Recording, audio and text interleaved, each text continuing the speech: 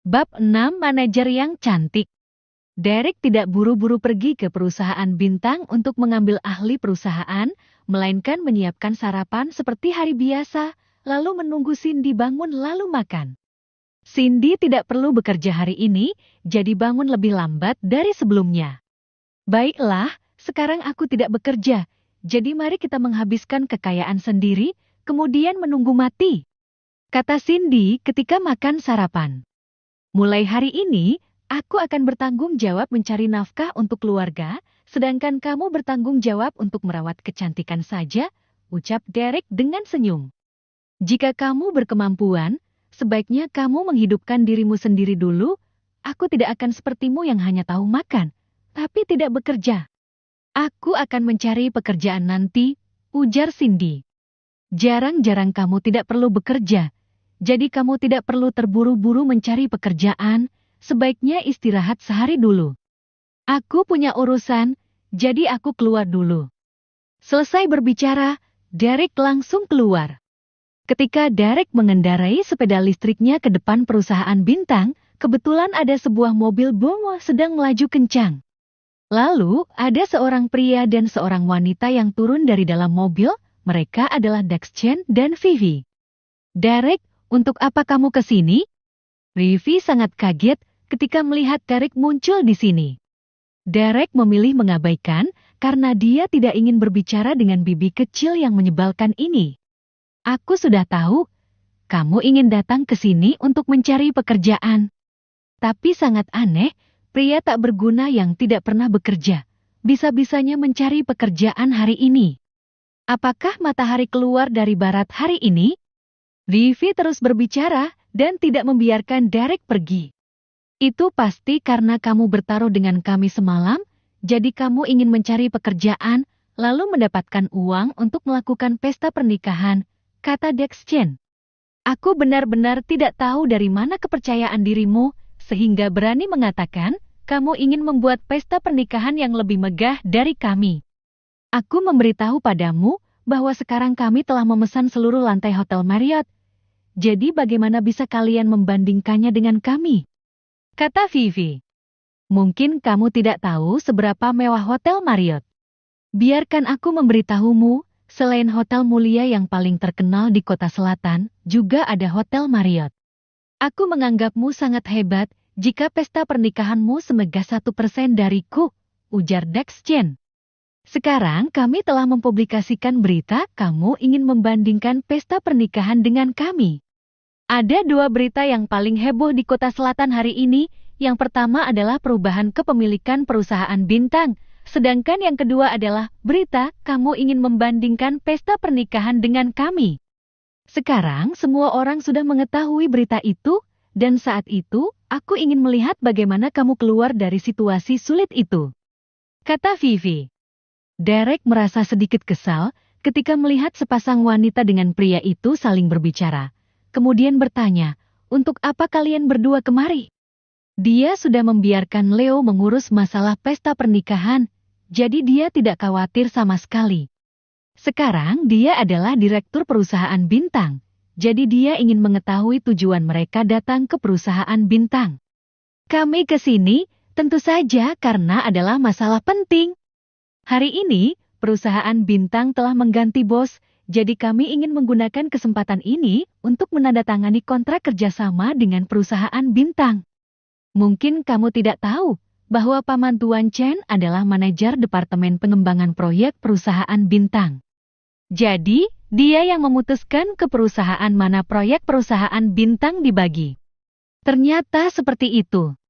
Dalam hati, Derek telah membuat satu keputusan. Apakah pria tidak berguna sepertimu yang tidak belajar, hanya tahu mengandalkan wanita ingin mencari pekerjaan di perusahaan bintang?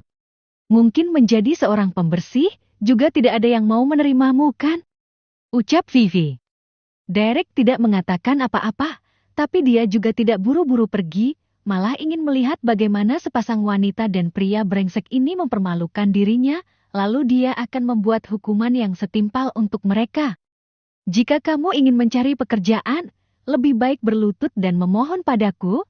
Dengan begini, aku akan membiarkan pamanku mengatur pekerjaan pembersih untukmu. Semalam Dax Chen perlu menjaga martabat keluarga Chu, jadi dia tidak berani terlalu mempermalukan Derek. Tapi sekarang, dia tidak perlu mempedulikan hal itu lagi.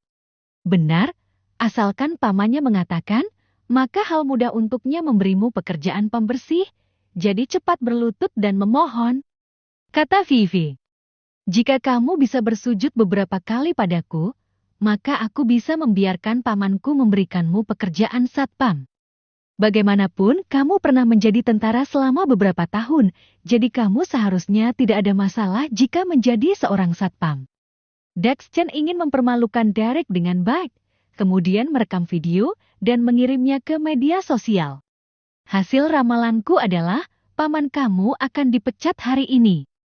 Selesai Derek berbicara, dia langsung masuk ke dalam perusahaan bintang. Sedangkan Dax Chen dan Vivi tercengang di tempat. Tak lama kemudian, Dax Chen baru sadar dan bertanya, apa yang dikatakan pria tak berguna tadi? Dia sepertinya mengatakan, pamanmu akan dipecat hari ini, kata Vivi. Brengsek! Beraninya mengutuk pamanku dipecat, berhenti kamu. Dax Chen tiba-tiba marah, lalu mengejar Derek dan ingin memukulnya. Tapi, Vivi menariknya sambil berkata, di sini adalah perusahaan bintang. Kamu harus menjaga sikapmu. Ampuni dia dulu, kelak kamu punya kesempatan untuk memberi dia hukuman. Setelah Dax Chen berpikir, dia pun tidak memperhitungkan hal ini. Kemudian, Dax Chen dan Vivi masuk ke dalam perusahaan bintang untuk mencari pamannya Bob Chen yang merupakan manajer departemen pengembangan proyek perusahaan bintang. Kantor direktur perusahaan bintang berada di lantai paling atas, jadi Derek langsung naik lift untuk datang ke lantai paling atas. Derek melihat seorang wanita cantik yang tinggi, anggun, montok menunggu di luar lift ketika pintu lift terbuka. Wanita ini bernama Melissa Shen, dia merupakan manajer utama perusahaan bintang. Leo telah menyampaikan pada Melissa Shen selaku manajer utama perusahaan bintang. Dia mengatakan direktur baru ingin mempertahankan status misterius, tidak ingin membiarkan orang lain mengetahui statusnya, jadi pegawai di lantai atas telah dikosongkan. Hanya Melissa Shen yang berada di lantai paling atas untuk menunggu kedatangan direktur baru, dan dia sudah menunggu sangat lama. Melissa Shen sangat kaget, sampai membelalak matanya ketika melihat Derek keluar dari dalam lift. Dia tidak menyangka bahwa direktur baru perusahaan bintang adalah menantu keluarga Chu yang tinggal di rumah pihak wanita dan memiliki reputasi buruk itu. Sebelum itu, dia telah membuat tebakan yang tak terhitung tentang direktur baru yang misterius di benaknya, tetapi dia tidak dapat menebak bahwa itu adalah Derek.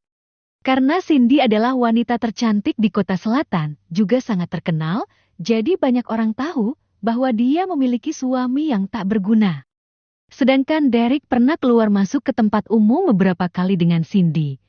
Jadi ada orang yang mempublikasikan foto mereka, sehingga banyak orang yang mengenali Derek.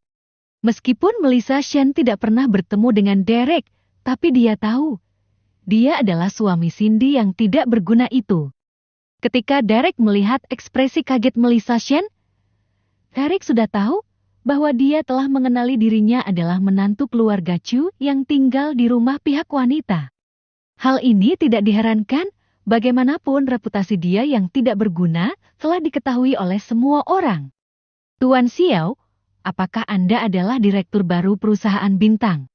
Tanya Melissa Shen dengan sungkan. Dia mampu menjabat manajer utama perusahaan bintang di usia mudanya, jadi dia tentu saja mempunyai pengetahuan yang tinggi, selain mempunyai kemampuan yang hebat. Terlebih lagi, dia juga telah banyak bertemu orang hebat, jadi dia tidak akan memandang rendah siapa saja. Apalagi, jika Derek bukan direktur baru, maka dia tidak akan datang ke sini tanpa alasan. Benar, jawab Derek. Dia tidak melihat lama Melissa Shen, meskipun dia sangat cantik, juga memiliki bentuk tubuh yang cantik. Di matanya tidak ada yang bisa dibandingkan dengan Cindy. Cindy diakui sebagai wanita tercantik nomor 1 di kota selatan, tetapi bukan berarti dia tidak berkemampuan. Halo direktur, silakan ikut denganku. Melissa Shan lebih menghormati Derek setelah memastikan identitasnya. Melissa Shan memperkenalkan dirinya setelah Derek mengikutinya masuk ke dalam kantor direktur. Sepertinya kamu sudah tahu siapa aku, jadi aku tidak perlu bertele-tele lagi. Aku akan menjabat hari ini dan akan membicarakan beberapa masalah, kata Derek. Iya, silakan Anda katakan, aku akan mendengarnya dengan seksama, ucap Melissa Shan.